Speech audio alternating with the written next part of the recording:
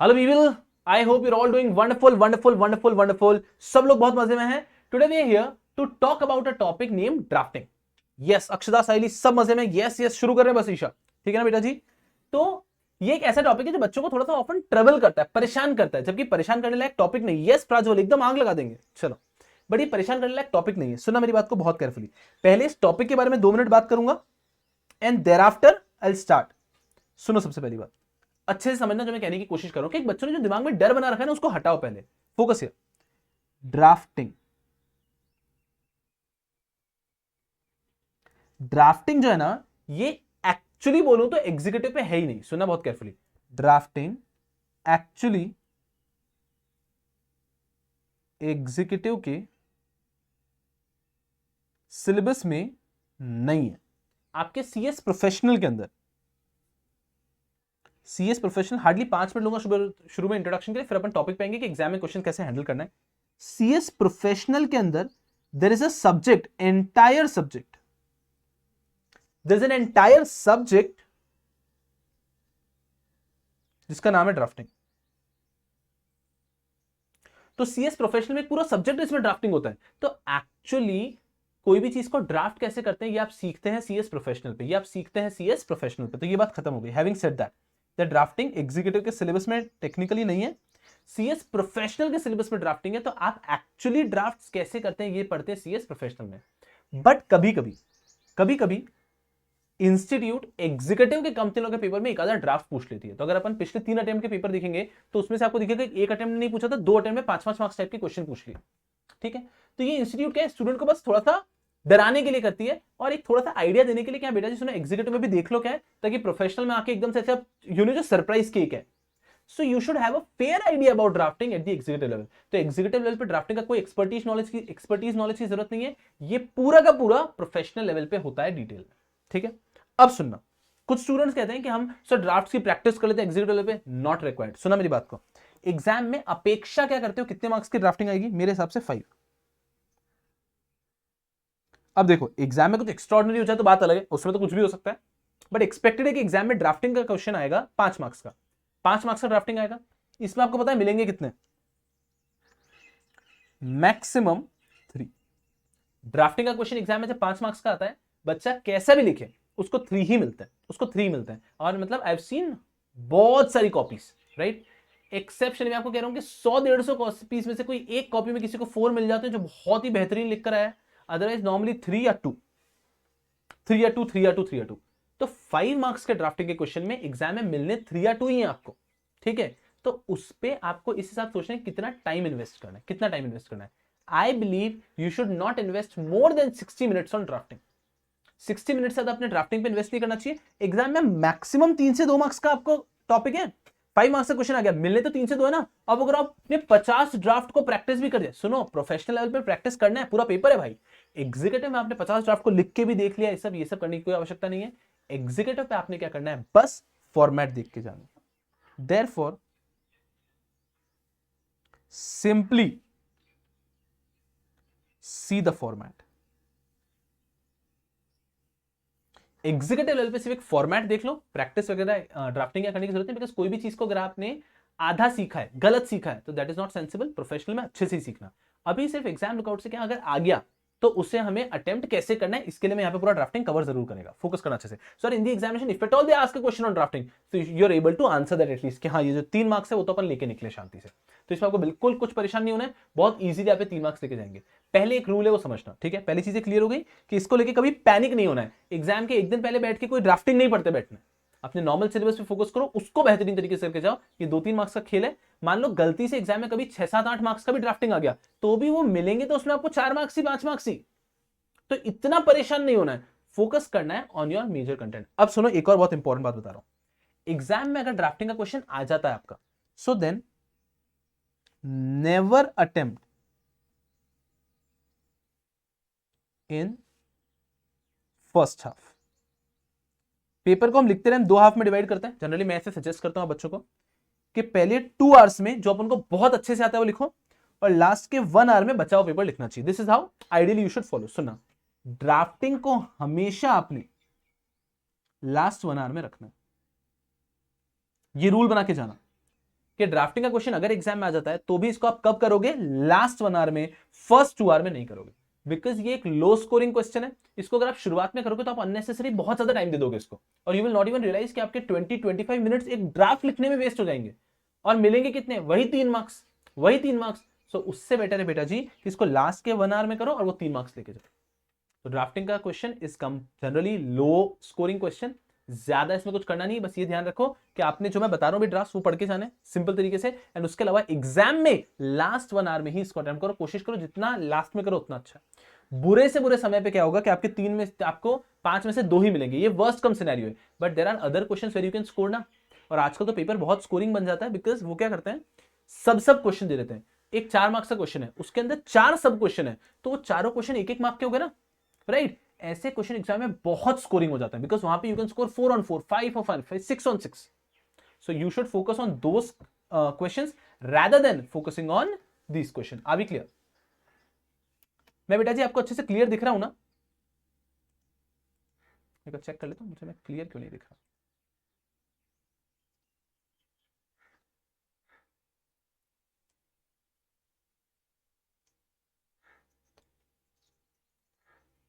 चलो अक्षर एकदम क्लियर दिख रहा हूं ना, बहुत बढ़िया बात है, बहुत बढ़िया बात है। चलो यार, सो ये हो गई ड्राफ्टिंग का एक ओवरव्यू। सो आई गेस सबसे पहले तो ड्राफ्टिंग से डरना नहीं है, बिकॉज एग्जाम में अरे बेटा जी आना क्या है, एक क्वेश्चन आना है, और उसमें भी अगर आप दिन रात भी पढ़ के जाओगे बेटा जी तो भी वहां पे मार्क्स नहीं ही मिलने हैं, क्योंकि ड्राफ्टिंग ऐसा क्वेश्चन जो कि आप एक्सपर्टीज कर ही नहीं सकते। जैसे ड्राफ्ट मॉड्यूल ने दिए, मेरे नोट्स के एंड में मैंने मॉड्यूल के ड्राफ्ट दिए पूरे के पूरे, वैसे ड्राफ्ट, ये ड्राफ्ट है, वैसे ड्राफ्ट कोई स्टूडेंट लिख ही नहीं सकता ना एग्जीक्यूटिव लेवल पे, इट इज इम्पॉसिबल।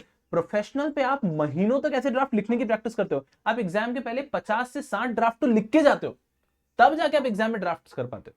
तो यहां पे उतना टाइम इन्वेस्ट करना is not sensible for you as a student, and hence एकदम सिंपल तरीके से समझ लो ड्राफ्टिंग के अंदर क्या पढ़ के आना है, so that you will be able to handle it all. चलो करो, बहुत बढ़िया।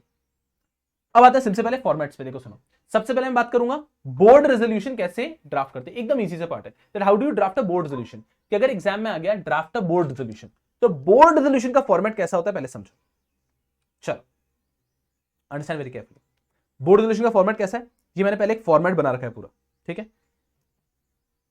सबसे पहले यहां पे आप लिखते हैं पर्पस, कि वो बोर्ड रेजोल्यूशन किसके लिए है। मान लीजिए it is there is a board resolution for buyback, तो यहां पर लिखा होगा फिर for buying back of security, ऐसे हेड पे दूसरे कलर ले लेते हैं अपन। So here you write the purpose, के बोर्ड रेजोल्यूशन क्यों पास किया जा रहा है, तो मान लीजिए यहां पे आपने लिख दिया बायबैक ऑफ सिक्योरिटी। दूसरी चीज पासिंग अथॉरिटी, अब बोर्ड रेजोल्यूशन पासिंग अथॉरिटी हमेशा बोर्ड ऑफ डायरेक्टर्स ही होंगे, और then nature of the resolution, के रेजोल्यूशन कैसा है, तो resolution with simple majority. Now I will tell you, board meeting के जितने डिसीजन होते हैं ना, 99% डिसीजन मेजॉरिटी से लेते हैं। कुछ एक्सेप्शनल केसेस हैं जहां पे यूनानिमस रेजोल्यूशन लेना होता है, याद आ रहा है लोन लेते टाइम, तो कुछ एक्सेप्शनल केसेस हैं, कुछ एक्सेप्शनल केसेस हैं जहां पे आपको लोन देते टाइम, इन्वेस्टमेंट करते टाइम 186 के आसपास कुछ एक्सेप्शनल केसेस आते हैं, कुछ एक्सेप्शनल केसेस आते हैं जहां पे आपका यूनानिमस अप्रूवल है, अदरवाइज हर जगह मेजॉरिटी आता है, हर जगह मेजॉरिटी आता है। तो एकदम सिंपल, passing authority board of directors, nature of resolution, resolution simple majority, ठीक है। Then you have to write resolved that. What do you mean by resolve, resolve मतलब ये हमने मिलकर डिसाइड किया, निश्चित किया है, रिजॉल्व्ड दैट ऐसा डिसाइड किया है, ऐसा है, रिजॉल्व्ड दैट। अब यहां पे आप कुछ भी लिख सकते हो, इसका इतना लोड नहीं लेना, जो भी क्वेश्चन में है। फॉर एग्जाम्पल क्वेश्चन में दिया है you have to buy back the shares, तो resolved that the company has decided to buy back 5% of its total shares, that is amounting to 5 lakh shares.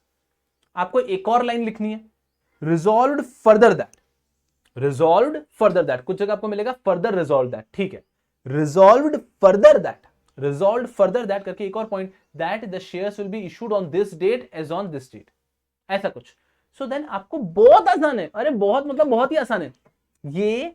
I think इतना, ये जो half an hour भी होगा ना, ये आपके एग्जाम में ये 3-4 मार्क्स दे देगा आपको आराम से, comfortably. So you have to understand कि कितना समय देके कितने मार्क्स यहाँ पे मिल रहे हैं। So understand very carefully. So this is the format. Of course, I can teach drafting for 10 hours also, but then it is not going to be worth it. 10 hour पढ़ के बच्चे के 4 मार्क्स भी sure नहीं है, फिर भी 3 या 4 ही होंगे। तो भाई साहब अगर आप इतने कम तरीके से इसको पढ़ के और ला सकते हैं एग्जाम में 3 marks, so that is the best approach. Focus करना बहुत अच्छे से यहाँ पे, ठीक है। सो फॉर्मेट क्या है, बोर्ड मीटिंग का फॉर्मेट चल रहा है, purpose, passing authority, nature of resolution, resolved that, further resolve that, याद रहेगा क्या बेटा जी? सबसे पहले पर्पस लिखते हो, passing authority, nature of resolution, ये सब याद रखना है। Passing authority, nature of resolution, resolve that, resolve further that. अब ये जो बचा हुआ पार्ट है ना, ये आप अपनी लैंग्वेज में कुछ भी लिख दो, इतना फर्क नहीं पड़ेगा एट एग्जीक्यूटिव लेवल। इस लैंग्वेज से फर्क पड़ता है at professional level, not at executive level. So this is how you draft a board resolution. चल हम यहां पे देखते हैं अब अगर बोर्ड रेजोल्यूशन ड्राफ्ट करना कैसा है, देखिए याद है कि नहीं है। व्हाइट पेज ले लेता हूं, बोर्ड रेजोल्यूशन है, फॉर्मेट बना रहे हैं। सर ऐसा बॉक्स बनाने की आवश्यकता है कि एग्जाम में? नहीं, बॉक्स बनाने की आवश्यकता नहीं है, आप बनाना चाहें तो बना सकते हो, ठीक है। सबसे पहले यहां पे लिखोगे पर्पस, तो पर्पस में मान लो लिख दिया आपने बायबैक ऑफ शेयर्स। यहां पे आ जाएगा आपका passing authority and nature of resolution, और ये भी लिखोगे passing authority, board of directors, nature of resolution, simple majority, resolved that, फिर यहां पे कुछ और, रिजॉल्व्ड फर्दर दैट, यहां पे कुछ और। आपको नहीं लगता बहुत ज्यादा आसान है? आकाश पूछ रहे हैं बस इतना ही लिखना है क्या? यस आकाश, यस। अगर बोर्ड मीटिंग का नोटिस आएगा तो आपको सिर्फ इतना सा लिखना है, सिर्फ इतना सा लिखना है। मैंने आपको क्या बताया जो आपको याद होना चाहिए, क्लियर। यहां पे पर्पस लिखोगे, यहां पे पर्पस लिखो, ओ बेटा जी ऐसा क्या हो रहा है, यहां पे पर्पस लिखोगे, passing authority, nature of resolution, board of director, shareholder solution, resolve that, resolve further that. अब यहां पे जो कंटेंट आएगा ना, वो तो डिपेंड करता है क्वेश्चन में क्या दे रखा है, राइट। अब उसके लिए कुछ एग्जाम्पल दिए मैंने, देखो जैसे कि draft resolution for adoption of common seal of the company, कि कंपनी का कॉमन सील अडॉप्ट करें, डिसाइड करें कि ये कॉमन सील होगा, उसका रेजोल्यूशन। तो सबसे पहले purpose, adoption of common seal, ये सेक्शन नंबर मैंने यहां पे लिखा है, बट आप एग्जाम में तो नहीं लिख पाओगे section number. Adoption of common seal, passing authority, board of directors, nature of resolution, resolution simple majority, resolved that the common seal of the company as placed by the chairman and approved by the meeting as an impression of which has been taken at the margin of the minutes be and is hereby adopted as a common seal of the company, कि जो common seal में decide किए is adopted as common seal of the company. Resolve further that, इन्होंने लिखा नहीं है, आप लिख सकते हैं, कुछ लोग रिजॉल्व दैट भी लिखते हैं, अपन रिजॉल्व फर्दर दैट लिखेंगे। Resolve that the common seal shall be kept under the safe custody of the company secretary. The seal should not be affixed to any document instrument except in presence of two director company secretary who shall sign every document to which the seal is affixed. और ये खत्म हो गया drafting of a board resolution. Done, drafting of a board resolution खत्म भी हो चुका है। Are you people understand? तो मेरा विश्वास मानो, drafting is not something which is really very difficult, but how it works is that a person does not read the formats and he just panics, sorry अरे drafting difficult, drafting difficult, drafting. अरे आप सिर्फ format देख के जाओ और exam में जो मार्क्स है वो आप ऐसे निकाल लो, बिकॉज एग्जीक्यूटिव लेवल पे this part is not focused on. ये जो कंटेंट वाला पार्ट है ना, इस पे एग्जीक्यूटिव में फोकस ही नहीं है। एग्जीक्यूटिव में इतना सा फोकस है कि बच्चे को थोड़ा फॉर्मेट का आइडिया है क्या, हाँ आइडिया है, बहुत बढ़िया है, आगे प्रोफेशनल में वो ड्राफ्टिंग पढ़ने ही वाला। ड्राफ्टिंग ऑफ बोर्ड रेजोल्यूशन समझा क्या?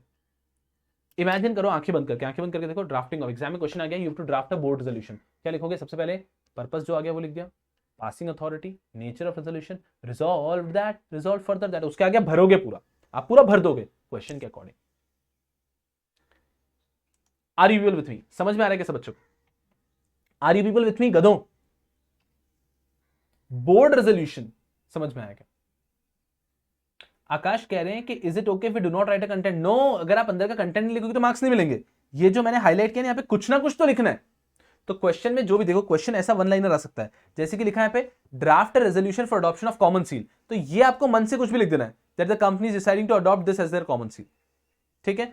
ये आपको मन से लिखना है, ये जो येलो में लिखा है, आपका फॉर्मेट क्लियर होना चाहिए। देखो और एग्जांपल दिए मैंने नोट्स में, ये नोट्स बेटा जी आप सबको मैं दे दूंगा, ठीक है, तो इसकी चिंता मत करो। ये देखो, draft resolution for change of registered office, purpose change of registered office, passing authority, board of directors, nature of resolution, resolution with simple majority, resolve that, resolve further that, खत्म, सेम है। अब यहां इन्होंने क्या लिखा है? रजिस्टर ऑफिस चेंज हो रहा है, the register office of the company be shifted from, say for example from within the same city, from Navipet to Kalyani Nagar, Pune. Further that the company secretary be and he is by authorized to file e-form with the registrar of companies Pune. तो बस अपने हिसाब से आप यहां पे एक दो लाइन लिख सकते हैं, ऐसे मैंने बहुत सारे दिए आपके लिए। ये एक और बोर्ड मीटिंग का दिया, ये एक और दिया, ये एक और दिया, ये एक और दिया, are you understanding, board meeting के। तो ये मैंने इसमें बहुत सारे दिए। आपको एक भी व्यक्ति को बैठ के ये नहीं करना है कि हम बैठ के सर ये सब अच्छे से याद कर लेते हैं, गधे हो आप अगर आप ये सब बैठ के याद कर रहे हो। तो आप अगर ये सब याद करो बैठ के, गधे हो, बिकॉज एग्जाम में इनमें से कोई एक नहीं आएगा, एग्जाम में कुछ भलता ही नया आएगा। तो you have to just remember the format. कोई भी उठा लिया, ये क्या है, draft resolution for appointment of internal auditor, same purpose क्या है, appointment of internal auditor, passing authority board of directors, nature of resolution, resolution simple majority, resolve that, resolve further that. अब यहाँ पे अपॉइंट कर दो ऐसा कुछ कि हम इस व्यक्ति को अपॉइंट करने का विचार कर रहे हैं, इंटरनल ऑडिटर ये सारा काम करेगा। I am clearly saying you and again saying you this, you have to write something for sure. आप ब्लैंक छोड़ के नहीं आ सकते हो गधों। लेकिन यहां पे आपने कुछ भी लिखा चलेगा, इस बेस पे एग्जीक्यूटिव पे आपकी चेकिंग नहीं की जाती, इस बेस पे एग्जीक्यूटिव आपकी चेकिंग नहीं है। सिंपल रीजनेबल लिखो, जो भी क्वेश्चन में दिया है उसके अकॉर्डिंगली थोड़ा सा रीजनेबल पॉइंट लिख दो। Are you understand. एग्जाम में अब देखो सुनो, कितना 5 मिनट लगा बेटा जी सिर्फ, और एग्जाम में अगर ड्राफ्ट ऑफ बोर्ड मीटिंग आ गया तो आप कर लोगे ना। और एग्जाम के एक दिन पहले सुबह आपको इस पे 5 मिनट भी नहीं देने। देखा पहले फॉर्मेट देखा, अरे हाँ फॉर्मेट 4-5, उसके बाद फॉर्मेट देखा, याद है हाँ ड्राफ्टिंग ऑफ बोर्ड मीटिंग के लिए क्या है, पर्पस लिखना होता है, passing authority, nature of resolution, resolve that, resolve further that, खत्म, डन, हाथ ऊपर। Are you people understanding? So this is how your life can become very easy. This is how your life can become very easy. Clear है क्या बेटा जी? बोलो सरकार। Drafting of board resolution एकदम clear है, एग्जाम में आएगा, आराम से फोड़ दोगे आप लोग। क्लियर है बेटा जी? आकाश क्लियर हुआ? बहुत बढ़िया। अब अगर आप देखोगे ना, नेक्स्ट देख के आप बहुत खुश होगे। Next is drafting of general meeting resolution. अभी भी रेजोल्यूशन ही ड्राफ्ट कर रहे हैं। पहला अब मैंने पढ़ाया क्या, बोर्ड रेजोल्यूशन ड्राफ्ट करना, अब आया जनरल मीटिंग रेजोल्यूशन ड्राफ्ट करना। अरे बेटा जी आपको नहीं लगता कि सेम है? सेम है। देखो पर्पस, पासिंग अथॉरिटी, यहां पे क्या हो जाएगा, general meeting. Nature of the resolution आपको देखना होगा कि उसके लिए स्पेशल रेजोल्यूशन चाहिए या ऑर्डिनरी रेजोल्यूशन चाहिए, ये आपको देखना होगा। देखो बोर्ड मीटिंग में तो सिंपल मेजॉरिटी होता है, तो ठीक है। जनरल मीटिंग तो ऑर्डिनरी भी हो सकता है, स्पेशल भी हो सकता है। तो आपको पता होना चाहिए कि क्वेश्चन में जो पूछा गया है उसके लिए ऑर्डिनरी है या स्पेशल है, ठीक है। और ये आपको पता होगा, इतना कंपनी लॉ हम पढ़ चुके हैं। Resolve that, resolve further that.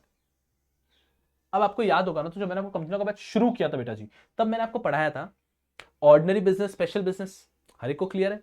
अगर स्पेशल बिजनेस, 4 ऑर्डिनरी बिजनेस होते हैं, बाकी सब स्पेशल बिजनेस होता है। अगर स्पेशल बिजनेस है then you have to also write explanatory statement, right. तो explanatory statement has to be given only for special business.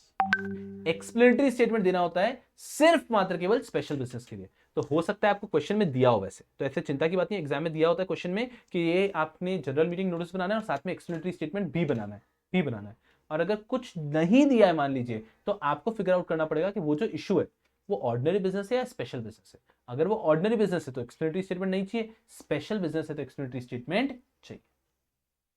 Clear है? और कौन सा होता है एक्सप्लेनेटरी स्टेटमेंट, कौन सा होता है स्पेशल बिजनेस? ये चारों को छोड़ के जो भी होगा वो स्पेशल बिजनेस ही होगा। 4 बिजनेस क्लियर है। अपॉइंटमेंट ऑफ डायरेक्टर, ऑडिटर की बात कर लो आप, आपका जो डिविडेंड पेमेंट हो गया वो हो गया, आपका कंसिडरेशन ऑफ फाइनेंशियल स्टेटमेंट हो गया, ये 4 होते हैं ऑर्डिनरी बिजनेस, इसके अलावा सारे स्पेशल बिजनेस। चलो अब इसको आप देखोगे ना, मैंने इसके भी कुछ फॉर्मेट्स दिए आपके लिए, बहुत इजी होगा, कोई बड़ी बात नहीं है।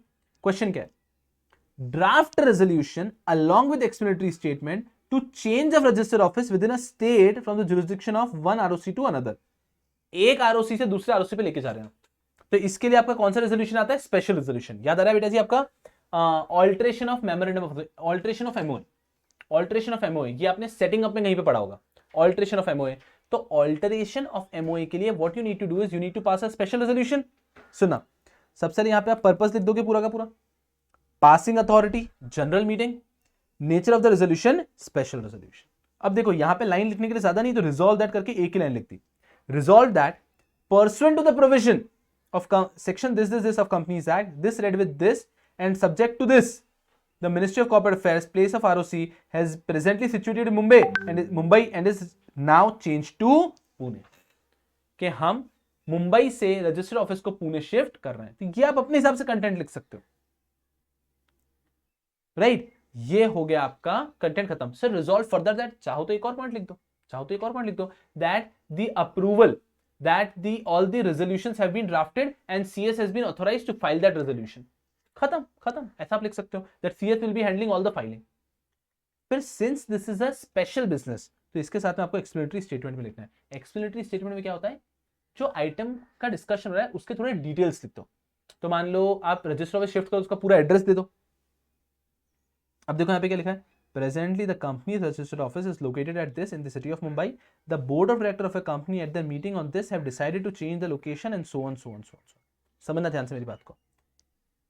एज अ एग्जामिनेशन में चेकर, जब मैं कंपनी लॉ के पेपर में ड्राफ्टिंग का क्वेश्चन चेक कर रहा हूं, मैं ये कंटेंट नहीं पढ़ता, मैं क्या चेक करता हूं कि बच्चे ने फॉर्मेट ठीक रखा कि नहीं रखा, एक्सप्लेनेटरी स्टेटमेंट लिखा है कि नहीं लिखा है, रिजॉल्व दैट, ये चीजें लिखी है कि नहीं लिखी है, टॉपिक की हेडिंग दी है कि नहीं दी।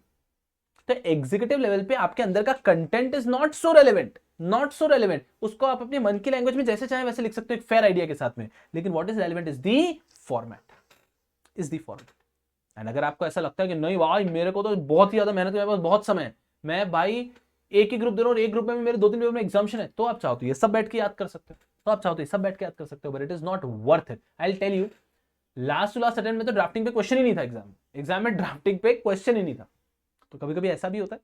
सो इस कारण से you to make a balance out of it. तो what you have to do as a teacher, what I am recommending is you to ensure that you are thorough with the format, कि कम से कम आप बच्चे format को लेके एकदम थर हैं, कि फॉर्मेट एकदम क्लियर बेटा जी, तो वहीं पे आपके एग्जाम के अंदर मार्क्स सिक्योर हो जाते हैं।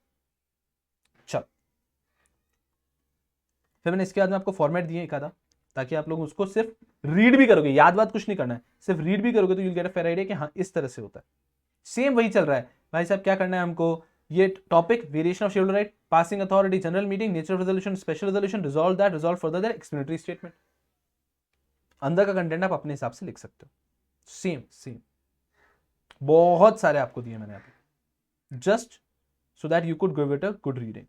रुक जाना अभी, अब जल्दबाजी कोई नहीं करेगा, जल्दबाजी कोई नहीं करेगा, फोकस करना। प्रज्वल कह रहे हैं कि एक्सप्लेनेटरी स्टेटमेंट में रिजॉल्व दैट ही रिपीट किया तो चलेगा, कर सकते हो, बट प्रज्वल जरूरी नहीं है, एक्सप्लेनेटरी स्टेटमेंट को सीधा सेंटेंस की तरह लिखा तो भी चलता है। देखो यहाँ पे कैसे लिखा है, एक्सप्लेनेटरी स्टेटमेंट में देखो रिजॉल्व दैट वगैरह कुछ नहीं लिखा है ना, उसको सिंपल एक पैराग्राफ की तरह लिख दो। एक्सप्लेनेटरी स्टेटमेंट को आप अपने एक पैराग्राफ की तरह लिख दो कि ये स्पेशल फीचर है। फॉर एग्जाम्पल उन्होंने कहा चेंज ऑफ रजिस्टर्ड ऑफिस, तो कह दो कि पहले यहाँ पे था, अब यहाँ है, बोर्ड मीटिंग ने अप्रूवल दे दिया, आप शेयर होल्डर का अप्रूवल ले रहे हैं, ऐसा कुछ, और सीएस पूरा फाइलिंग हैंडल करेगा, सिंपल। तो एक्सप्लेनेटरी स्टेटमेंट के अंदर आपको further that, resolve further that, ये सब लिखने की आवश्यकता नहीं होती है, बस एक लाइन छोड़ी, एक्सप्लेनेटरी स्टेटमेंट की हेडिंग दी और सीधा का सीधा उसके अंदर का एडिशनल कंटेंट लिख दिया। चलो मैं आपको क्या पढ़ा चुका हूं अभी, मैंने आपको एक टाइप का, अगर एग्जाम में ये 2 टाइप के ड्राफ्ट है तो आप हैंडल कर लोगे क्या, एग्जाम में अगर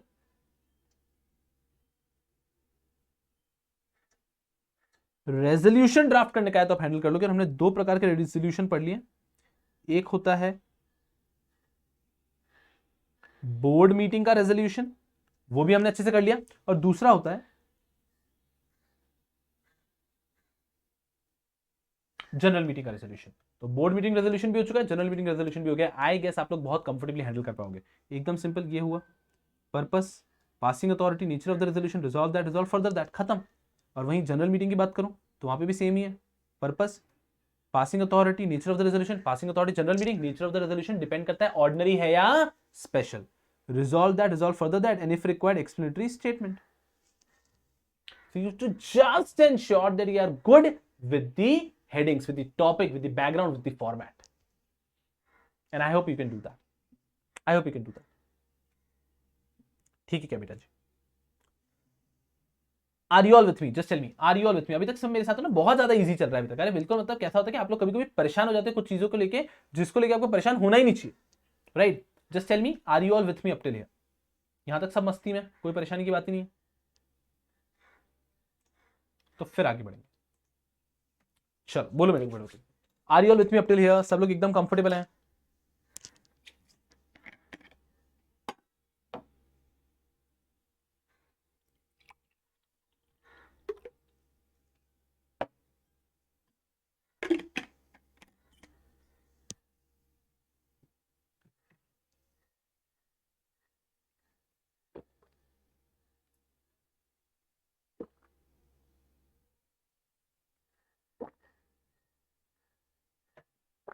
बहुत बढ़िया, yes yes yes yes, very good very good very good, Raili, Alisha, Akshata, perfect.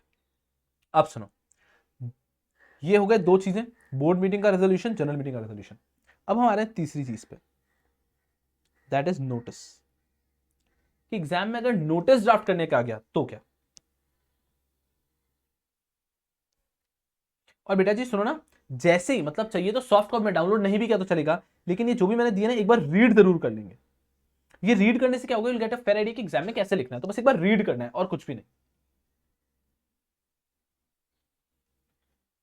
Notice for meeting. अब आ रहा है कि मीटिंग के नोटिस दे रहे हैं। सुनो, रेजोल्यूशन ड्राफ्ट करना अलग था, नोटिस अलग है। नोटिस क्या होता है, जो अपन बोर्ड मीटिंग के 7 दिन पहले देते हैं, जनरल मीटिंग के 21 दिन पहले देते हैं। क्लियर है कि जनरल मीटिंग के 21 दिन पहले सारे शेयर होल्डर्स तक नोटिस पहुंच जाना चाहिए, वही नोटिस की बात कर रहे हैं। क्लियर है बेटा जी, बहुत आसान। बोर्ड मीटिंग का नोटिस हो या जनरल मीटिंग का नोटिस हो, मोरलेस सेम रहता है, ज्यादा फर्क नहीं है। ये बोर्ड मीटिंग का नोटिस है। बोर्ड मीटिंग के नोटिस के सबसे पहले देखो, भले ही फॉर्मेट में ऐसा लिखा है ना, CIN, website, email, telephone, fax, date, आप एग्जाम में ऐसा नहीं लिख पाओगे।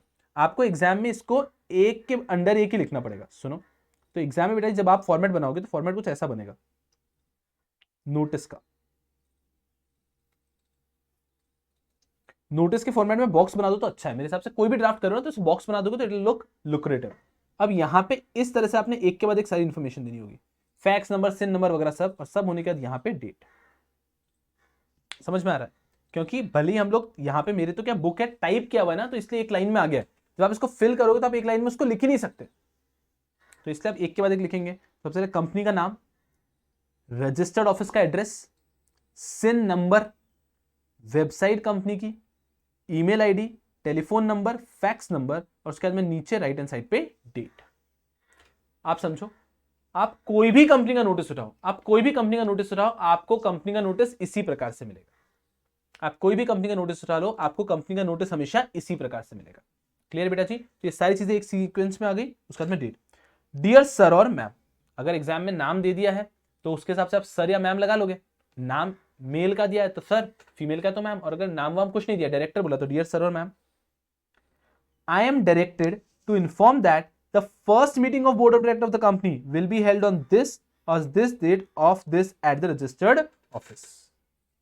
25th March 2020 it will be held at the registered office of the company at 10 a.m. to transact the business set out in the agenda, copy of which is enclosed। मैं आपको कह रहा हूं कि इसमें तो दिमाग ही लगाना, ये क्या लिख देना है, बोर्ड मीटिंग का नोटिस है तो सिंपल तरीके से भाई साहब, that the board meeting is scheduled, I am hereby directed to inform you that the board meeting is scheduled at this given point of time। यहाँ पे at registered office, the agenda is enclosed herewith। बस खत्म। You are requested to make it convenient to attend the board meeting, कि please आओ सब, बाल मनुहार है हमारे।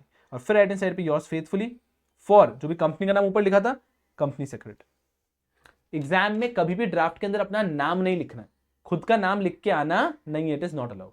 ठीक है, और फिर नीचे बस ये enclosed as above. Enclosed as above का मतलब क्या होता है, नीचे लिखा होता है और उसके बाद में एजेंडा दिया होता है, तो अपन को एजेंडा नहीं लिखना है, बस एनक्लोज्ड एज अबव, खत्म हो गया।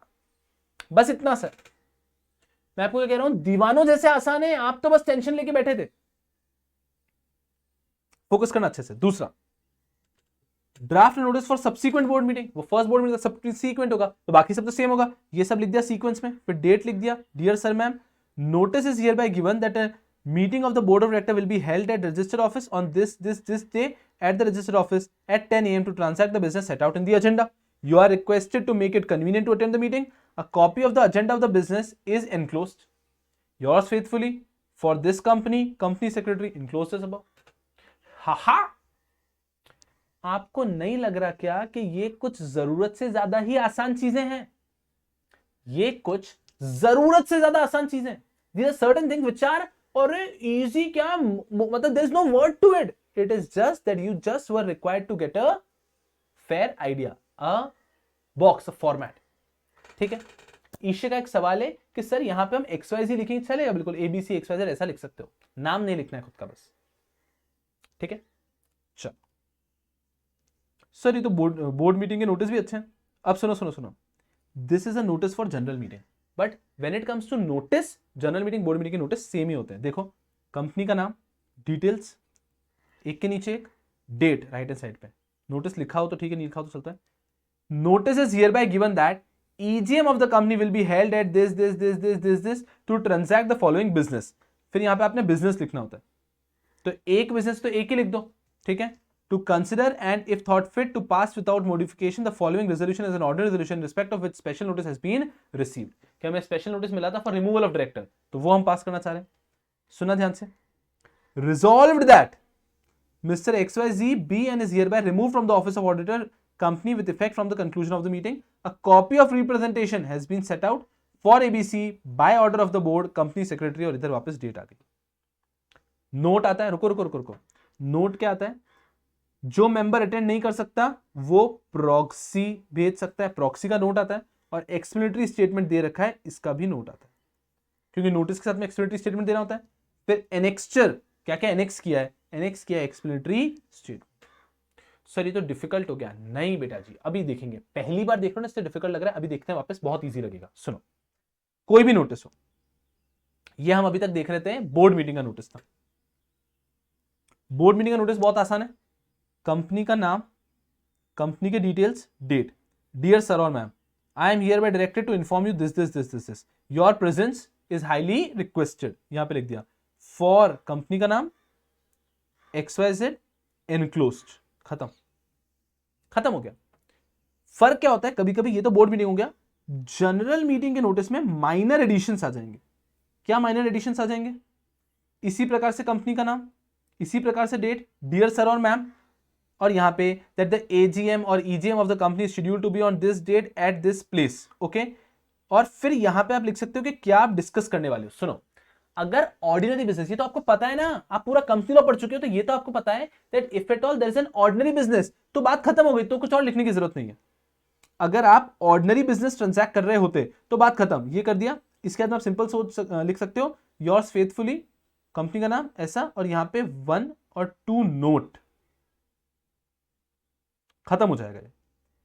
General meeting for ordinary business ऐसे खत्म हो जाएगा, general meeting for ordinary business ऐसे खत्म हो जाएगा।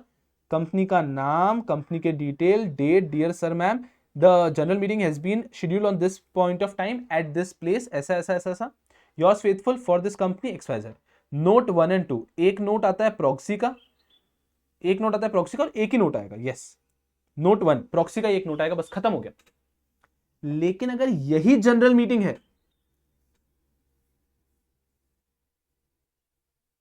फॉर अ स्पेशल बिजनेस, तो कुछ चीजें ऐड हो जाएगी, कंपनी का नाम, डिटेल्स, डेट, ये तो ठीक है, डियर सर मैम, फिर the extraordinary general meeting of the company has been scheduled at this given point of time, the item to be discussed are, याद करो मैंने आपको पढ़ाया था दैट AGM, पढ़ाई है ना हमने अच्छे से, कि अगर ऑर्डिनरी बिजनेस है तो नोटिस में लिखने की जरूरत नहीं है, लेकिन अगर स्पेशल बिजनेस है तो बताना पड़ता है कि क्या क्या कर रहे हैं, आपको एक्सप्लेनेटरी स्टेटमेंट देना पड़ता है। तो यहां पे आपको लिखना होगा कि क्या स्पेशल बिजनेस है, उन चारों के अलावा अगर आप कुछ और ट्रांसैक्ट कर रहे हैं तो, ठीक है।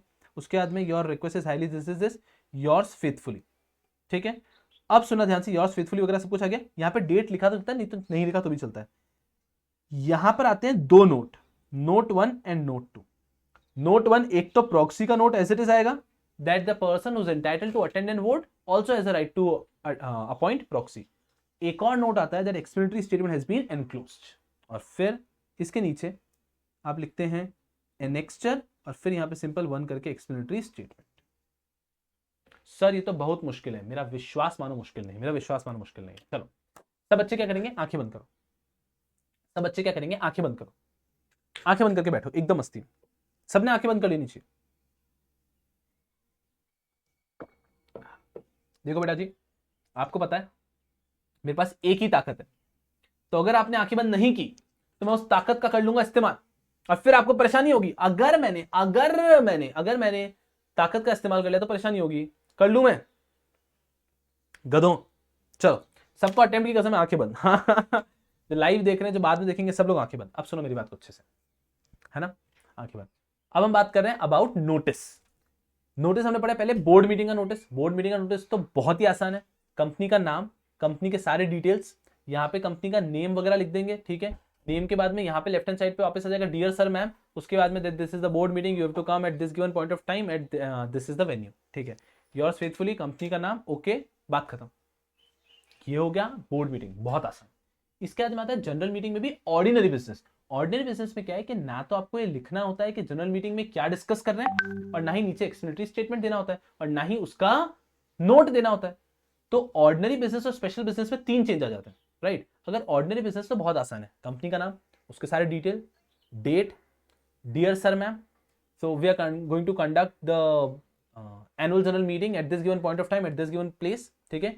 और उसके बाद में सिंपल लिख दो एक लाइन ऐसी, that your presence is highly requested. लिखना चाहो तो लिख सकते हो कहीं पे भी, आप बोर्ड या जनरल मीटिंग में लिख सकते हो।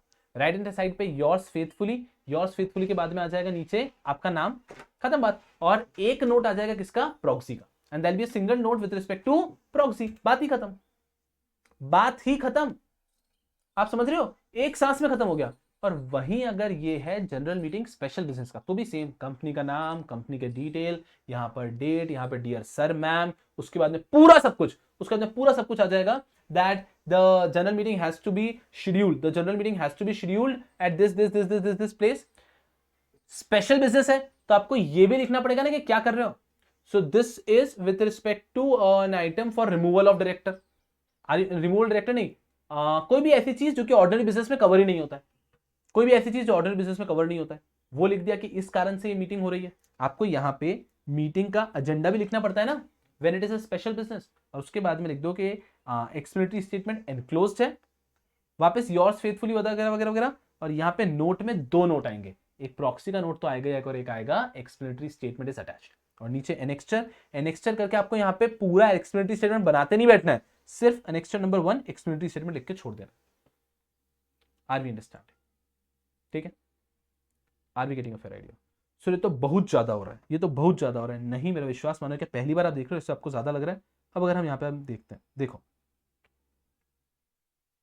सिंपल, यहां पे एक्सप्लेनेटरी स्टेटमेंट आप लिख के भी छोड़ सकते हैं। और अगर मान लीजिए एग्जाम में लिखा है क्लियरली, एग्जाम में अगर क्लियरली लिखा हुआ है दैट आपको ड्रॉ करना है notice along with explanatory statement, तो एक्सप्लेनेटरी स्टेटमेंट भी आपने लिखना होगा।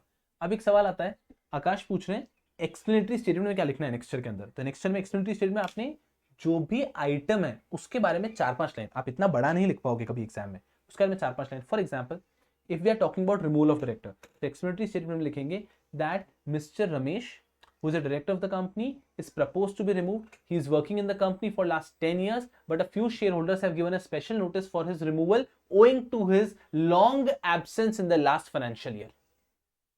कुछ भी बना लो मन से कि क्यों उसको निकाला जा रहा है, और 2-3 पॉइंट उसके लिए लिख दो, 2-3 पॉइंट उसके लिए लिख दो। The company is going through a rough patch wherein the company has to reduce its expenses, and one of the act for this is removal of this director. So then यहां पे अंदर आप फिर एक लैंग्वेज बना के कुछ ना कुछ लिख देंगे, और खत्म होता है एंड में फिर simple by order of the director place date, खत्म। ये अगर आप एक्सप्लेनेटरी स्टेटमेंट लिख रहे हैं तो समझना मेरी बात को, मैं आपको क्या कह रहा हूं, बहुत आसान है, बहुत ज्यादा आसान है। अभी आपको टेंशन किस चीज का होता है कि सर यहां क्या लिखेंगे, अरे ये चीज तो जज ही नहीं हो रही ना आपकी, यहां पे बस आपको कुछ ना कुछ लिखना है। यहाँ पे ऐसा नहीं है कि आपको इसी लैंग्वेज में इसी तरह से लिखना है। एग्जीक्यूटिव लेवल पे you do not have to focus here, you just have to ensure that you are good with the format, you are good with the format. चलो एक बार और बताता हूं, सबसे डिफिकल्ट वाला नोटिस कौन सा होगा, ऐसा नोटिस जो कि जनरल मीटिंग का है और साथ में स्पेशल बिजनेस है। जनरल मीटिंग का नोटिस है एंड दैट टू कौन सा वाला, स्पेशल बिजनेस है, ठीक है बेटा जी। चलो जनरल मीटिंग स्पेशल बिजनेस, ये नोटिस शुरू होगा। सबसे पहले कंपनी का नाम, फिर कंपनी का CIN, email ID, website, contact number, registered office का एड्रेस, उसका फैक्स नंबर सब लिख दिया। यहां पे डेट लिख दिया, डियर सर मैम, ठीक है। उसके बाद यहां पे सीधा चालू कर दिया, अगर वो स्पेशल बिजनेस है ना तो मान लो ईजीएम है, ठीक है। तो so the extraordinary general meeting is scheduled to be conducted on this particular date at this time at this venue, खत्म। The agenda of the meeting is, फिर यहां पे एजेंडा लिख दिया। स्पेशल बिजनेस के नोटिस में लिखना होता है कि क्यों हो रहा है, तो एजेंडा लिख दिया यहां पे, एजेंडा भी लिख दिया यहां पे हमने। उसके बाद में एक्सप्लेनेटरी स्टेटमेंट इज एनक्लोज्ड, ये भी हमने लिख दिया, ठीक है भाई साहब, ओके। उसके बाद में यहाँ पे योर्स फेथफुली, अपना नाम वगैरह यहां पे हो गया। उसके बाद में यहां पर आएंगे नोट, नोट आते हैं 2 अगर स्पेशल बिजनेस है तो, एक नोट आएगा प्रॉक्सी का, एक नोट आएगा explanatory statement has been annexed, फिर यहां पे एनेक्स्चर 1 एक्सप्लेनेटरी स्टेटमेंट। अब अगर क्वेश्चन में लिखा है कि साथ में आपको एक्सप्लेनेटरी स्टेटमेंट भी लिखना है पूरा, तो आप एक्सप्लेनेटरी स्टेटमेंट भी पूरा लिख दीजिएगा। सिंपल, सिंपल, ओवर डन, परेशानी की कोई बात ही नहीं है। Are you all understand? Are you all understand? It is so easy that you don't have to worry. मतलब आप इस पे अगर एक्स्ट्रा समय दे रहे हो, it is not worth it. You have to just understand कि हाँ ये सारे फॉर्मेट्स हैं। Are you people understand? नहीं, आप क्या करो, अभी शांति से बैठो और शांति से बैठ कर देखो बोर्ड मीटिंग का नोटिस है तो क्या होगा। बोर्ड मीटिंग का नोटिस होगा तो ये होगा। ओके, जनरल मीटिंग का नोटिस है जहां पे ऑर्डिनरी बिजनेस है तो क्या होगा। और तीसरी चीज, जनरल मीटिंग का नोटिस है और कौन सा बिजनेस है, स्पेशल बिजनेस है तो क्या होगा। जनरल मीटिंग का नोटिस है और बिजनेस कैसा है, स्पेशल बिजनेस है तो क्या होगा। I hope you understand. Clear है क्या बेटा जी? दिस इज नहीं नहीं, अकेले बैठो और सोचो अभी शांति से कि ये है बोर्ड मीटिंग का नोटिस है। बोर्ड मीटिंग का नोटिस है तो कंपनी के डिटेल्स आ गए, कंपनी का नाम, कंपनी के सारे डिटेल्स, बहुत सारी चीजें डाल दूंगा एक एक लाइन में। Date, dear sir ma'am, dear sir ma'am हो गया। उसके बाद में मीटिंग इस जगह पे होने वाली है, आप इस टाइम पे होने वाली, सारी डिटेल्स हो गए। उसके बाद में your request is highly requested, your presence is highly requested, yours faithfully, खत्म खत्म, कोई परेशानी की बात ही नहीं है। जनरल मीटिंग आ गया तो जनरल मीटिंग के अंदर ये सब लिखते हैं। ऑर्डिनरी बिजनेस है ना तो यही सब चलेगा। और यहाँ पे बस एक नोट आ जाता है प्रॉक्सी का कि जो भी व्यक्ति आ सकता है उसको प्रॉक्सी अलाउड है, क्योंकि बोर्ड मीटिंग में प्रॉक्सी अलाउड नहीं है ना, जनरल मीटिंग में प्रॉक्सी अलाउड है। ठीक है, और अच्छा लगता है तो बोर्ड मीटिंग में आप नोट लिख सकते हो कि आप चाहें तो इलेक्ट्रॉनिकली भी अटेंड कर सकते हो वीडियो कॉन्फ्रेंसिंग से, बट पहले इन्फॉर्म करना है, ऐसा आपको आगे और बहुत कुछ भी लिखना है। तो फिर सबसे कॉम्प्लिकेटेड हो जाता है जनरल मीटिंग, वो भी कौन सा, स्पेशल बिजनेस, बिकॉज इसके अंदर आपको ये आइटम भी लिखना है कि क्यों होगा और उसके बाद में एक्सप्लेनेटरी स्टेटमेंट के रेफरेंस भी देने। तो अगर मैं उसकी बात करता हूं, जनरल मीटिंग का resolution with where the business is special business, company का नाम, details, date, dear sir ma'am, the EGM has to be conducted on this given point of time at this venue. ठीक है, the agenda for the meeting is करके वहां पे जो भी purpose है लिख दिया। ठीक है, हमारे जो भी चीज कर रहे हैं वो लिख दी। उसके बाद में आपने लिख दिया the explanatory statement is enclosed, और फिर वहां पे नीचे yours faithfully dear sir ma'am हो गया, सब कुछ हो गया। फिर नोट, यहाँ पे दो नोट आ जाएंगे, एक तो प्रॉक्सी का नोट जो हमेशा आता है जनरल मीटिंग नोटिस के लिए, और एक एक्सप्लेनेटरी स्टेटमेंट इज अटैच्ड, ये भी लिख देंगे। और लास्ट में एनेक्स्चर एक्सप्लेनेटरी स्टेटमेंट। हाँ, समझ में आया क्या? समझ में आया क्या बेटा जी?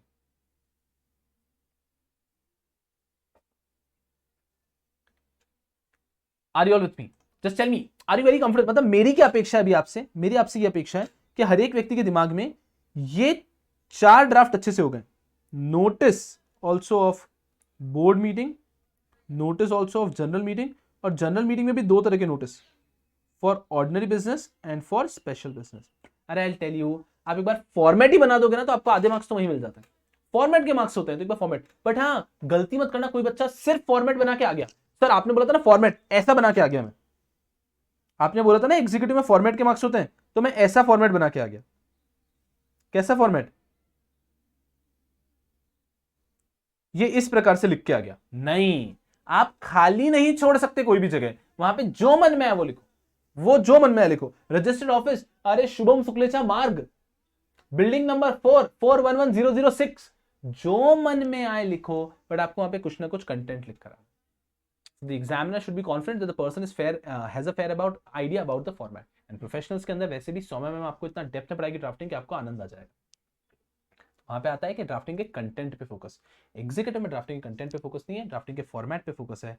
मैं आशा कर रहा हूं कि ये 5 फॉर्मेट आपके दिमाग में एकदम क्लियर है, और एग्जाम के एक दिन पहले आपको 5 मिनट लगेंगे, सिर्फ 5 मिनट में आप ये 5 फॉर्मेट देख पाएंगे।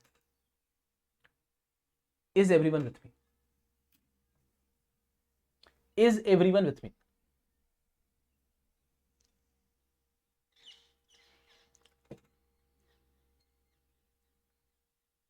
क्लियर है क्या बेटा जी? चल, Alisha yes, principal yes, clear है बेटा जी सब लोग? Yes yes yes yes yes. चलो, तो इसके बाद में एक और फॉर्मेट है जो मैं आप चाहता हूं कि आप लोग पढ़ें, एक और फॉर्मेट है जो मैं आप चाहता हूं पढ़ें, उसका इतना लोड नहीं है, बट फिर भी जब पढ़ ही रहे तो पढ़ ही लो। ये और दिया मैंने यहाँ पे स्पेशल बिजनेस में 3 का एग्जांपल दिया, फिर रिजॉल्व दैट, फर्दर दैट, ये सब भी लिखा हुआ है। तो आप एकदम you can make it easy, because अगर आप इसको एग्जाम में इतना लिखने जाओगे ना, अब मैं क्या कह रहा हूँ, इस ड्राफ्ट को अगर आप कॉपी पेस्ट भी करते हो तो आपको 20 मिनट लग जाएंगे, इसको अगर आप कॉपी पेस्ट भी करते हो तो 20 मिनट लग जाएंगे, तो खुद से लिखने में तो टाइम ज्यादा ही लगेगा, सोच सोच के लिखोगे। एग्जाम में भाई साहब क्या 4 मार्क्स या 5 मार्क्स के क्वेश्चन के लिए आप क्या 20-25 मिनट लगाओगे क्या? एक 5 मार्क्स के क्वेश्चन के लिए एग्जाम में होते हैं सिर्फ 6 मिनट, सिर्फ 6 minute. You have to understand कि ड्राफ्टिंग के क्वेश्चन के अंदर आप अगर इतना लिखने जाओगे so you going to actually you will not be able to complete the paper, और वो 5 मार्क्स का 6 मार्क्स का क्वेश्चन छूटेगा जिसमें आपको एक्चुअली 4 मार्क्स मिल सकते थे, कहां ये एक आधे मार्क्स के चक्कर में। तो ड्राफ्टिंग को एंड में एकदम शॉर्ट एंड सिंपल तरीके से करके आगे बढ़ना। चल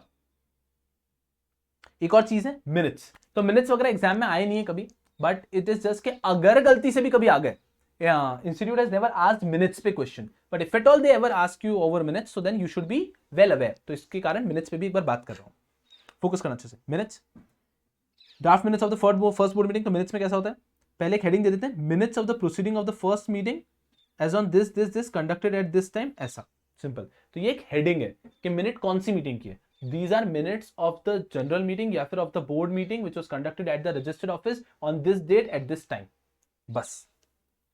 उसके बाद में the following were present कि कौन कौन था, बोर्ड मीटिंग की मिनट्स है तो following are present। General meeting में भाई 500 लोग आए तो 500 लोगों का नाम थोड़ी लिखते बैठोगे यहाँ पे, तो बोर्ड मीटिंग के नोटिस मिनट्स में कौन कौन लिखे। मिनट्स का मतलब आएगा हर एक बच्चे को बहुत क्लियर है, मीटिंग के जो पूरे रिकॉर्ड्स होते हैं उसे हम मिनट्स बोलते हैं, उसे हम मिनट्स बोलते हैं, ठीक है। So the following are present, Mr. R in the chair, Mr. B and Mr. C। उसके बाद में अब क्या हुआ मीटिंग पे, तो कुछ भी ऐसा, अपॉइंटमेंट ऑफ चेयरमैन कि मीटिंग में चेयरमैन अपॉइंट किया, एक पढ़ते हैं अच्छे से। ऑफ द मीटिंग, मीटिंग का chairman, mister A was unanimously elected chairman of the meeting. Chairman of the company, as per article 55 of articles of association of the company the board में appoint a chairman of the company, the board considered and it was resolve that person to article 55 mister A is here bye appointed chairman of the board. तो meeting के अंदर सबसे पहले क्या हुआ, उस meeting का चेयरमैन बना और कंपनी का भी चेयरमैन डिसाइड हुआ। मिस्टर ए को मीटिंग का भी चेयरमैन बनाया गया, मिस्टर ए को कंपनी का भी चेयरमैन बनाया गया, ठीक है। Second, certificate of incorporation. The certificate of incorporation being since issued by REC was placed on the table and taken on record by the board. On record लिया जाता है कि हाँ ये आ चुका है, कि सर्टिफिकेट ऑफ इनकॉर्पोरेशन मिल चुका है। देन एमओए एओए के एमओए एओए भी टेकन ऑन रिकॉर्ड के आ चुके हैं बनके। कंपनी के फर्स्ट डायरेक्टर, कंपनी के फर्स्ट बोर्ड मीटिंग के मिनट्स है तो कंपनी के फर्स्ट डायरेक्टर को हमने अपॉइंट कर दिया। रजिस्टर्ड ऑफिस यहां पर है हमारा, फाइनेंशियल ईयर हम फॉलो कौन सा करने वाले, 1 April 31 March. Adoption of common seal and then last में vote of thanks, place, date and chairman. सुनना बहुत अच्छे से, एग्जाम में अगर मिनट्स आ जाता है कभी और फर्स्ट बोर्ड मीटिंग का ही आ जाता है तो आपको ये 8 पॉइंट नहीं लिखने, इन 8 में से आप कोई भी 3-4 पॉइंट अपने पसंद के लिख दो, कोई भी 3-4 पॉइंट अपने पसंद के लिख दो। सिंपल कि पहले सबसे पहले क्या, चेयरमैन का अपॉइंटमेंट, डायरेक्टर्स का appointment, adoption of common seal, vote of thanks, बस काफी है। ये आपको ध्यान रखना चाहिए कि फॉर्मेट का एंड कैसे होगा। लास्ट पॉइंट आप लिखोगे vote of thanks, the meeting ended with vote of thanks, ये आप लिखोगे मिनट्स के एंड में। फिर प्लेस, डेट एंड चेयरमैन, बस। प्लेस डेट क्या होता है, मिनट्स के, मिनट्स जब बनाए, not of the meeting, meeting के 10 दिन बाद मिनट्स बने तो उसके के मिनट बने हैं इस दिन इस जगह पे, तो रजिस्टर ऑफिस लिख दो और मीटिंग के 4-5 दिन बाद की डेट डाल दो। तो एंड में ध्यान रखना है, शुरुआत में ये ध्यान रखना है बोर्ड मीटिंग के, बस ये फॉर्मेट ध्यान रख लिया, हो गया। शुरुआत में that these are minutes of the board meeting conducted on this particular date at this particular time at this particular venue and these people were present, बस बस इतना सा। ये बीच का जो है ये आप जैसे ठीक लगे वैसे लिख सकते हो। लास्ट में वोट ऑफ थैंक्स कर दिया, place, date and chairman. What I'm trying to say बच्चा लोग is that आपके फॉर्मेट्स जो है ना वो एक बार माइंड में क्रिस्टल क्लियर होने चाहिए and I really request that you should not waste a lot of time on drafting, कि ड्राफ्टिंग पे बिल्कुल समय वेस्ट मत करो, पूरा फोकस अपने कंटेंट पे रखो। बिकॉज पेपर 100 मार्क्स का 120-25 मार्क्स का पेपर आएगा और 5 मार्क्स का 7 मार्क्स मैक्सिमम अपर एंड पे कह रहा हूँ ड्राफ्टिंग आ जाएगा, हो सकता है भी नहीं। तो इसके ऊपर आपने ज्यादा समय, और ये मैं आपको कह रहा हूँ, ये बस आपने वीडियो देख लिया ना, ये वीडियो देख लिया और मैं एक चीज आपको रीड करने का बोलूंगा, ये वीडियो देख लिया और वो रीड कर लिया ना, ये वीडियो आपका कितना जा रहा है, मैक्सिमम मैं कह रहा हूं 1 आवर से कम का वीडियो जा रहा है, राइट। 1 आवर से कम का वीडियो जा रहा है आपका, तकरीबन 1 आवर क्रॉस हो सकता है, छोटा मोटा इसलिए, और साथ में ये आपको रीड करने में लगेंगे मैक्सिमम 1 आवर। तो 1 आवर लेक्चर का, 1 आवर जो मैं दे रहा हूं इसका 2 आवर से ज्यादा आपको ड्राफ्टिंग पे देना ही नहीं, ठीक है। You have to focus on your regular content, उसको पढ़ना है, उसको रिविजन करना, जो हमने इतना सारा पढ़ा है उसे ही पढ़ना है, उसी को रिविजन करना है अच्छे से। बिकॉज यहाँ पे इट इज मतलब At executive, I don't even see the sense of ICSI asking question on drafting. I don't see that logic कि ड्राफ्टिंग का क्वेश्चन एग्जीक्यूटिव लेवल पे क्यों पूछ रहे हो, बिकॉज ड्राफ्टिंग आप पढ़ा ही प्रोफेशनल लेवल पे रहो। या तो एक्चुअली आप रखो 40 मार्क्स का ड्राफ्टिंग, पेपर डिवाइड करो कि 40 मार्क्स का ड्राफ्टिंग रहेगा, उसको प्रॉपर्ली पढ़ाया जा सकता है ना, देन जस्टिस के साथ में। यहाँ पे anyways I tell you, the regular batch of company log runs for 140 hours. 140 hours का तो रेगुलर कंटेंट ही हो जाता है बेटा जी, फिर उसमें ड्राफ्टिंग अगर आप एक्सपेक्ट करोगे 40 आवर्स का, that is impossible, that is impossible. And student के लिए भी वो अनरीजनेबल होता है। बट सिंस देखो यार आईसीएसआई पे अपन ऐसा नहीं सोच सकते ना कि आईसीएसआई पूछ लिया तो उस तो के लिए हमको रेडी होके जाना, उस तो के लिए हमें रेडी होके जाना। समझना, जहां जहां पे फॉर्मेट्स थे वो मैंने आपको पढ़ाया, ये 5 हमने पढ़े, इसके बाद में मिनट्स भी बताया मैंने आपको।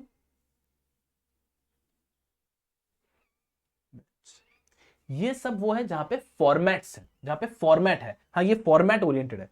इसके अलावा वो लोग कुछ भी ड्राफ्टिंग बोल सकते हैं आपको कि ये भी ड्राफ्ट करो वो भी ड्राफ्ट करो, तो कोई भी ड्राफ्टिंग पूछ ले तो आपको कुछ भी नहीं करना है, simple resolve that resolve that resolve that resolve that resolve that, and में प्लेस डेट एंड सिंपल तरीके से आपको रख देना है। मान लो एग्जाम में कुछ ऐसा आ जाता है जिसका आपको फॉर्मेट नहीं पता है, मतलब कुछ भी कह दिया, कोई भी नई चीज आ गई, तो आपको बिल्कुल लोड लेने की जरूरत नहीं है। कोई नया फॉर्मेट आ गया, नेम ऑफ कंपनी, ठीक है, ये रखो, resolve that, resolve further that, resolve further that, resolve further that, ये लिखा, और यहां पे सिंपल डेट प्लेस, और यहां पे आपका साइन, आपका साइन मतलब आपका नाम लिख दो, तो XYZ ABC ऐसा। अगर एग्जाम में कोई भी फॉर्मेट आता है जो आपको नहीं आता है तो इस तरह से लिख के आना है। इस तरह से मतलब गधों, यहां पे कुछ लिखोगे आप तो एग्जाम में क्वेश्चन में जो भी दे रखा होगा उसके बारे में जो मन में है लिख दो, फिर nobody is going to read it also, जो मन में है लिख दो, that resolve that this has to be happen, this has to happen, this has to happen, resolve further that this also has to happen, this has to be done, CS को respond resolve that CS has to be done, this resolve that we have filed all the things। तो जो भी आपकी requirement है इस तरह से, तो अगर कोई फॉर्मेट आपको नहीं आता है तो आप इस तरह से लिख सकते हैं। अगर मैं देखूं, फोकस करना अच्छे से, दिस इज सफिशिएंट। इसके बाद में मैंने क्या किया है, इसके बाद में आपके नोट्स खत्म नहीं होते, देखो from here we have extracts of the module, तो just read the specimen draft and ignore remaining part. कैसा है, इंस्टीट्यूट ने मॉड्यूल में चैप्टर के एंड में कुछ ड्राफ्ट दे रखे, राइट, और वो भी अभी लेटेस्ट ही थोड़े समय पहले ही दिए। तो चैप्टर के एंड में कुछ उन्होंने ड्राफ्ट दे रखे, पहले इतने सालों से मॉड्यूल में नहीं थे, अभी थोड़े समय पहले उन्होंने ऐड कर दिए। तो आपने ड्राफ्ट भी याद नहीं करने, सिर्फ एक रीड करके जाना है कि अगर गलती से एग्जैक्ट ड्राफ्ट पूछ लिया तो you will be able to use the format. For example specimen of board resolution, तो देखो बोर्ड रेजोल्यूशन तो हम देख ही चुके हैं, तो हम हमारे फॉर्मेट से लिखेंगे। मैंने आपको क्या बताया, board resolution, purpose, passing authority, nature of the resolution, resolve that, resolve further that, हम हमारे तरीके से लिखेंगे। अब देखो कुछ और आ गया, ऐसा एग्जाम में कुछ भी नया आ सकता है। Specimen of board resolution approving registration, तो ये बोर्ड रेजोल्यूशन ही है, ये स्पेशल रेजोल्यूशन आ गया, तो ठीक है।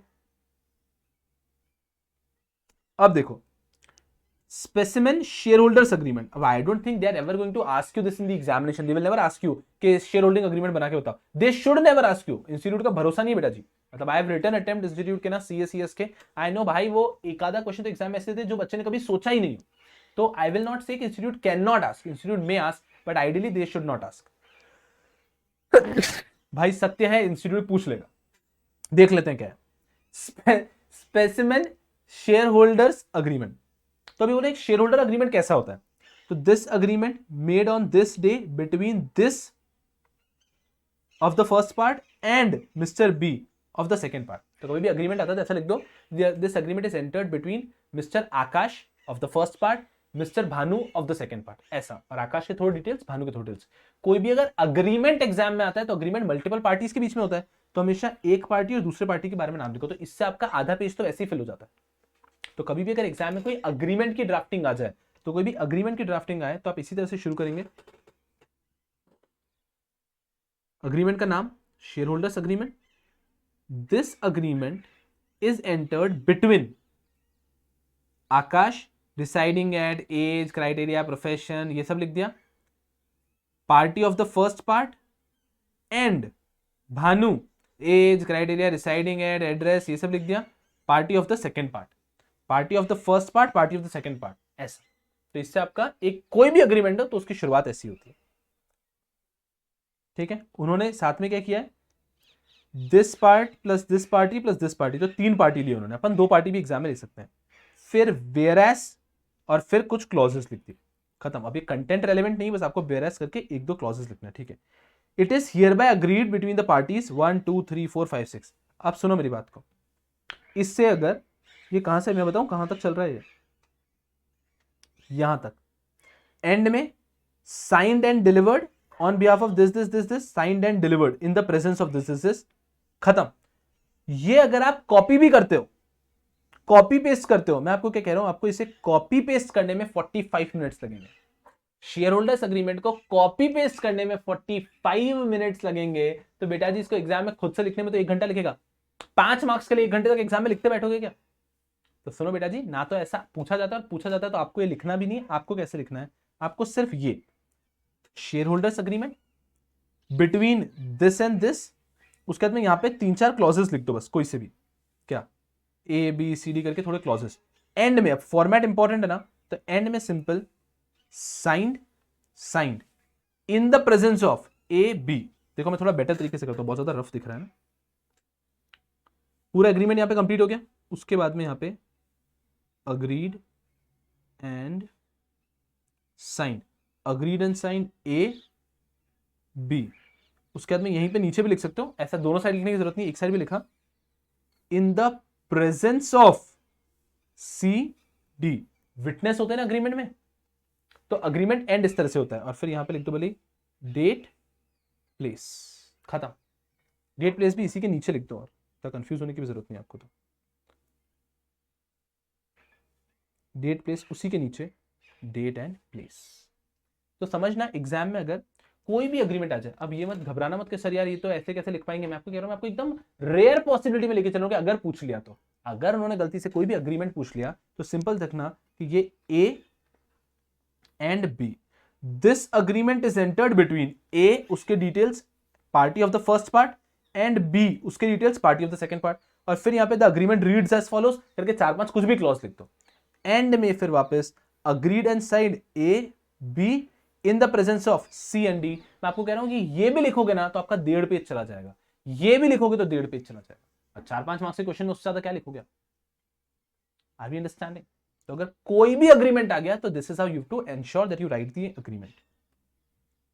और ये मैंने पूरा फिर नोट्स के अंदर पूरा मॉड्यूल के अंदर जहां जहां पे कोई ड्राफ्ट है सब यहां दिया है, ताकि आपको मॉड्यूल ओपन नहीं करना पड़े। फिर असाइनमेंट ऑफ शेयर्स का, specimen deed of assignment of shares, simple. तो सिंपल कैसे दिया, this assignment is made on this particular day between this and this.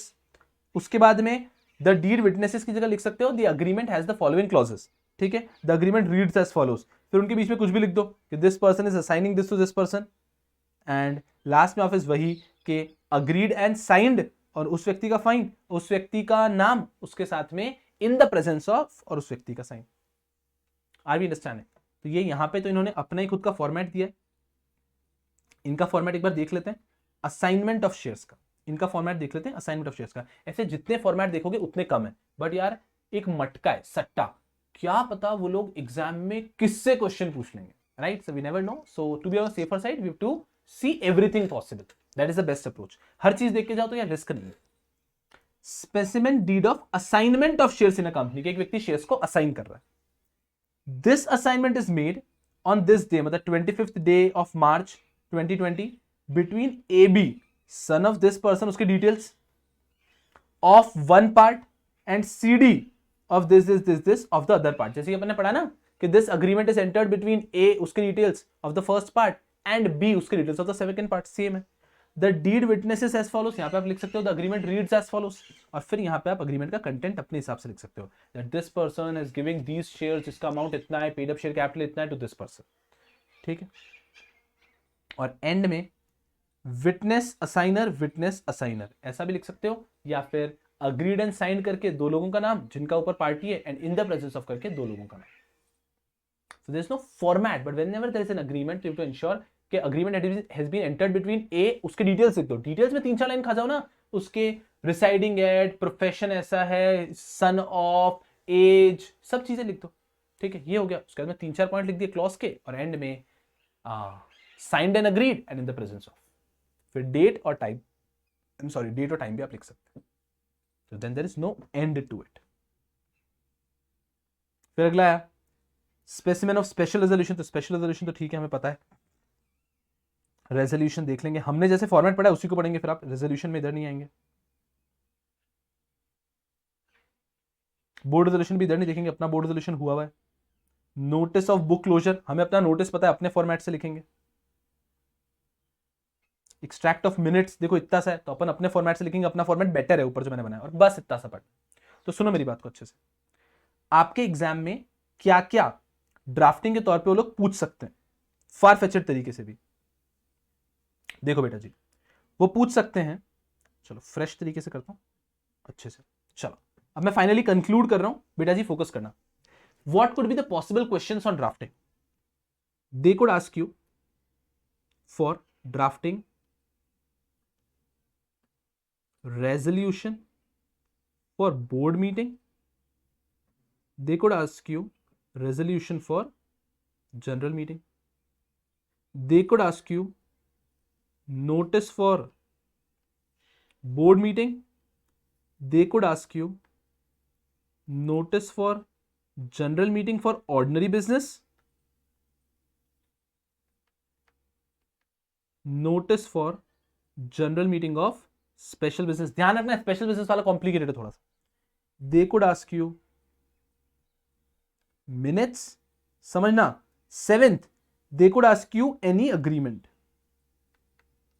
You are ready to answer any agreement. भाई साहब कोई भी अग्रीमेंट आ गया, the agreement has been entered between A this details party of the first part and B this details party of the second part.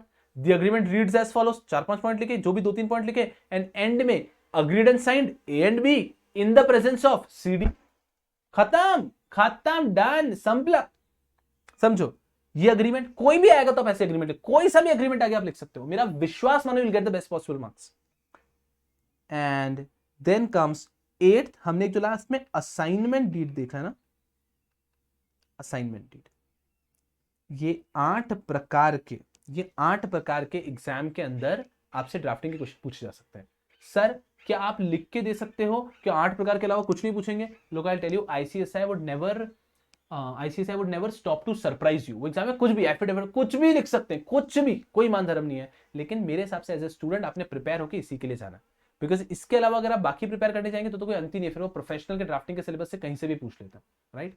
So I believe as a student this is the maximum you can do. And the notes which are given here ना, कि मैं description में भी दे देगा बच्चों को, बस ये नोट्स देख लो, इसके अलावा कोई और चीज देखने की आवश्यकता नहीं है। बिकॉज मतलब वही है ना कि करने में हम इस पे दिन भर पढ़ सकते हैं, but then there is no end to it. And executive के बच्चों को मैं समझता हूं computer is anyway very vast subject, तो उन सबको छोड़ के यहां पे इतना टाइम इन्वेस्ट करना इज नॉट वर्थ इट। बस ये कर लो, this covers each and every possible thing. Okay people, चल आकाश एक ऐसा सवाल पूछ रहे हो आप बेटा जी, कैसी बातें कर रहे हो? एग्जाम सिर पे और आप ऐसे सवाल नहीं पूछ सकते। In board meeting all business are special ordinary. Board meeting के अंदर बाइफर्केशन नहीं होता है, जनरल मीटिंग के अंदर बाइफर्केशन होता है स्पेशल और ऑर्डिनरी बिजनेस का। बेटा जी क्या कर रहे हो आप? जनरल मीटिंग के अंदर बाइफर्केशन होता है स्पेशल बिजनेस और ऑर्डिनरी बिजनेस का। 4 ऑर्डिनरी बिजनेस है, उसके अलावा सारे के सारे स्पेशल बिजनेस है। ठीक है बेटा जी, ठीक है। So this is all which I wanted you to see. बस ये वीडियो अच्छे से देख लिया और एक बार उन नोट्स का ग्लांस दे लिया, you are more than done. ये अभी तो आपको पढ़ते टाइम 1 घंटा लगाना है, अच्छे से पढ़ लेना है। एग्जाम के एक दिन पहले टाइमर लगा के 10 मिनट से ज्यादा नहीं देना है ड्राफ्टिंग को। 10 मिनट में जो मेरे नोट्स है बस उसको गो थ्रू कर दिया, हाँ ये फॉर्मेट है, ये फॉर्मेट है, ये फॉर्मेट है, ये फॉर्मेट है, ये फॉर्मेट है, बात खत्म। क्लियर है? और बस ये 8 पॉइंट कहीं पे लिख लेना कि एग्जाम में इन 8 पॉइंट में से ही एग्जाम में ड्राफ्टिंग का क्वेश्चन आने की सबसे प्रबल संभावना है, तो कहीं पे भी लिख लेना बस। क्लियर बेटा जी? चल, if there is any one of you who would want to ask any query, feel free to ask people, feel free to ask।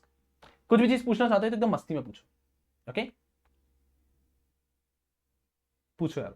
And otherwise, thank you so much for your nice patience, and I hope this video would be really fruitful for you.